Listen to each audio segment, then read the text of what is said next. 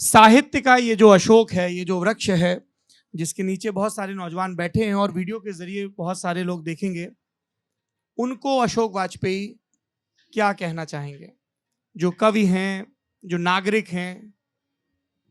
हम लोग एक छोटे शहर के रहने वाले थे, सागर के, और वहाँ कुछ हम लोग तरुण थे, 10-12, फर्श पर बैठकर अपनी अपनी कविताएं सुना रहे थे और अध्यक्षता एक बुजुर्ग कर रहे थे। तो एक कवि जब सुना रहा था, उसी समय चाय के प्याले आ गए, तो कुछ खनक उनकी हुई, तो अध्यक्ष महोदय का ध्यान उधर चला गया। तो ये जो कवि सुना रहा था, ये बहुत ही नाराज हुआ। इसने कहा कि देखिए, मैं तो आपको कविता सुना रहा हूं और आप चाय की ओर ध्यान दे रहे हैं। तो हम में से किसी को संदेह नहीं था कि इन बुजुर्ग को अंग्रेजी आती है, पर उन्होंने अंग्रेजी में कहा कि no no, poetry is good but tea is better. तो एक तो मुझे 13 बरस की उम्र में ये पाठ मिल गया कि कविता लिखने का मतलब है कि आपको जिंदगी भर ये बताया जाता रहेगा कि कविता से बेहतर चीजें दुनिया में हैं, और आप एक तरह के मूर्ख हैं जो कविता पे अड़े हुए हैं। एक बात तो इसलिए ये मान के चलना चाहिए कि अगर आप कविता लिखते रहना चाहते हैं, टी.एस. इलियट ने कहा था कि असली कवि वही है जो 25 वर्ष की उम्र के बाद भी कवि रहना चाहे। उन्होंने तो खैर ये भी कहा था किसी ने कि जो 25 वर्ष के पहले मार्क्सवादी न हो वो ठीक नहीं, और जो उसके बाद भी मार्क्सवादी बना रहे वो भी गड़बड़ है। और बहरहाल मैं उस पर नहीं जाऊंगा। तो एक तो ये मान के चलिए कि अगर 25 वर्ष के बाद भी आपको कविता लिखनी है, कविता पैदा नहीं होती, आसमान से नहीं गिरती, कविता बनानी होती है। वो फूल पत्ती की तरह नहीं खिलती कि आप जाके उसको चुन लेंगे।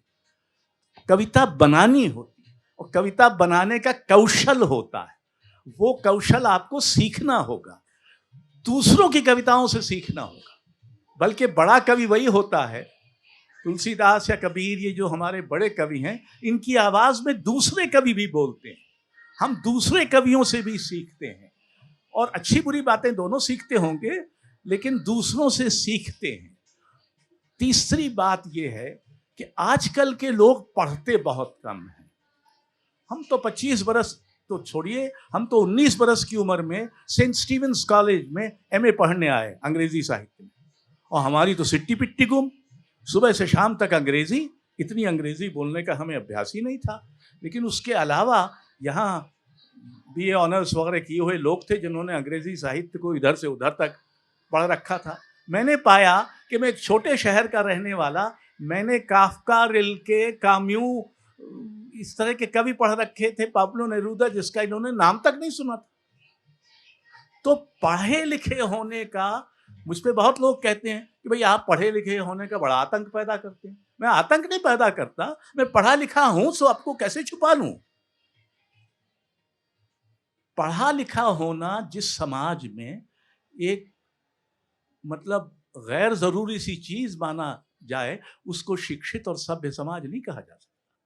तो बिना पढ़े लिखे, बिना मेहनत किए हुए हर चीज गूगल पे मिल जाएगी।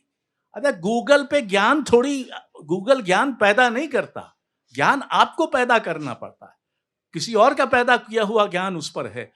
दूसरों के भरोसे आप दूसरों का जानना चाहिए। देखिए, साहित्य की और कविता की एक बड़ी समझ ये है, और इस समय इसका महत्व है, हर दिन नए दूसरे पैदा किए जा रहे हैं। कभी धार्मिक दूसरे, कभी सांप्रदायिक दूसरे, कभी जातिगत दूसरे, कभी भाषिक दूसरे, कभी बिहार और कहाँ से जो लोग काम करते हैं गुजरात में, उनको वहाँ से हटाया जा रहा है, इत्यादि इत्यादि। हर जगह हर दिन दूसरे पैदा हो रहे। और साहित्य का सबक क्या है, कविता का सबक क्या है? एक कि कोई दूसरे नहीं है, हम सब एक हैं।